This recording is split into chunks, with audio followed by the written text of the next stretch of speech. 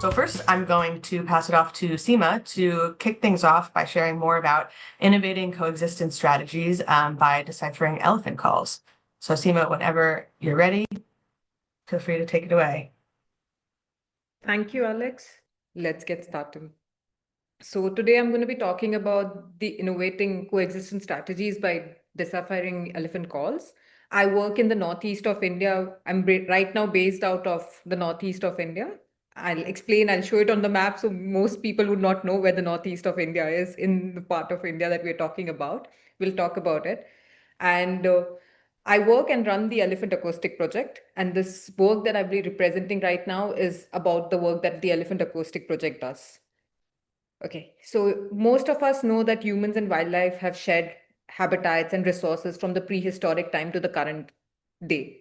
But this land, since the time it became a commodity that people started to possess, from being when they started being hunter and gatherer to a settled livelihood agriculture, a lot of conflict has happened. And also, a lot of conflict has started happening with elephants. So, if you look at elephants, there's a huge, in India alone, because of the Asian elephant population, which is 60% of the world population that we have it in India alone, there are a lot of human elephant conflict. And out of that, in Assam, where the region in the northeast of India that I work on, there are like human elephant conflict deaths and casualties and injuries on day-to-day basis. It's not that it happens like once in a blue moon. It's happening ongoing almost every other day. And the traditional methods that the people have been using have not been so effective, and hence the conflict has been over time increasing. It has increased to both the extent that the elephant population has also increased, as well as the human, in some ways, the human population has also increased a lot during the short duration of time. Hence, so the conflict has increased. So just keeping in mind, there are about 500 to 600 humans and 100 plus elephants which die because of these conflicts that happen in this region.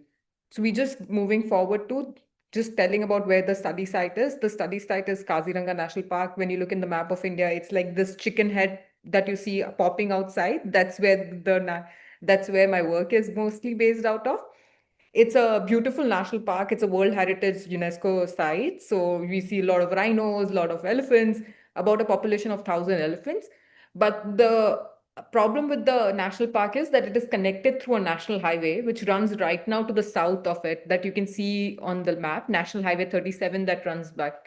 And there is a river Brahmaputra that is completely blocking the river line on the top.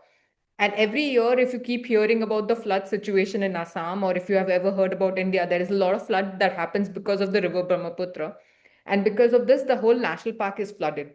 So all the elephants and other wildlife have to cross these areas, which are called corridors that they map onto, and they have to go to find higher ground for safety.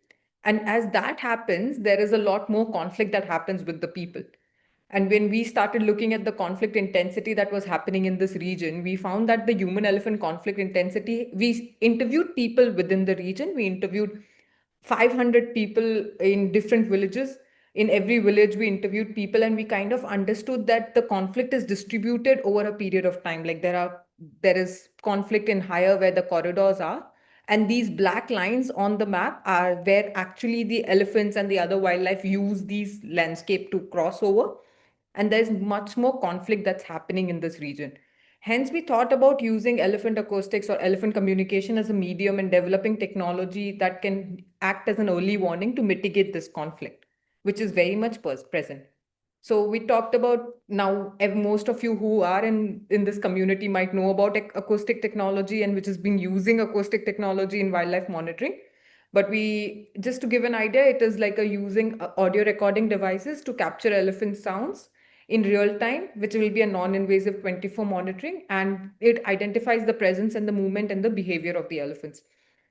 So from the perspective of the elephant behavior, they are a highly social species, but they are spatially dispersed, and they use both the long distance as well as short distance communication to have these group cohesion and coordination.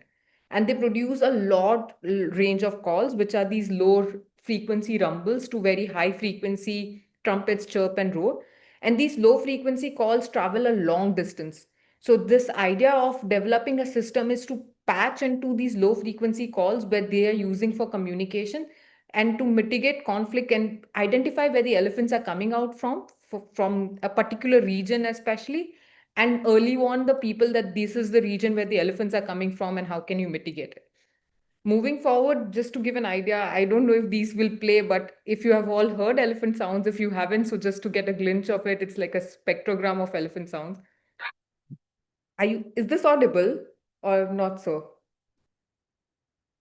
Maybe try playing it again. It might have been short. Okay. If not, I then can't tell if I'm. okay, so there are these different types of calls, but the only interesting one that is used mostly for conflict mitigation is rumble, because rumbles are these low frequency calls. If you look over here in a spectrogram, you hear them, you see them, the highest energy is less than 20 hertz. So these calls travel longer distances as well as they're low frequency, you can't hear them. So I would not even play it, but yeah, you might just hear like a kind of a sound, which is a motorcycle roaring around. So something of that sort. But yeah, these calls do play a very important role in elephant communication. So now this is a proposed system that we are working with for mitigating human wildlife conflict in the region.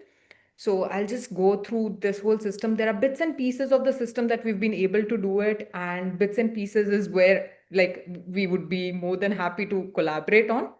So the system right now works with a acoustic recorder, which is a basic recorder that we use. And we use a blocking and a feature extraction to extract elephant sounds from the background noise. Once we have blocked them, and then we make them extract and classify it based on is this an elephant sound and or a background noise classification. It's actually very challenging, and it is not happening as efficiently as we want, because most of these elephant rumble calls which are present, they're low frequency, and they have like a lot of problem with identifying, which the other calls do not have that much of problem, because there are trumpets and chirp and roar which are very commonly made. Like a chirp will be sound something like, so it's very easily identified compared to the rumble call. And even very high bodied, like a truck or a passing truck and any of those, as well as aeroplanes flying in the air, also produce low frequency calls. So there are these low frequency energy that's also coming through a lot of external factors, which is the major problem with the elephant versus background noise classification.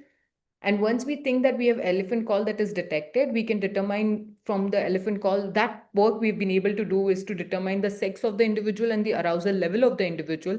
And once we know what is the sex and the arousal level, we could possibly say that this elephant could it lead to any agnostic interactions with the humans, and if it can lead to agnostic interactions, how do you activate either one of the systems? You early warn the people that see the elephant is nearby and that this is the problem that can happen, can you please move away or use any other mitigation technique.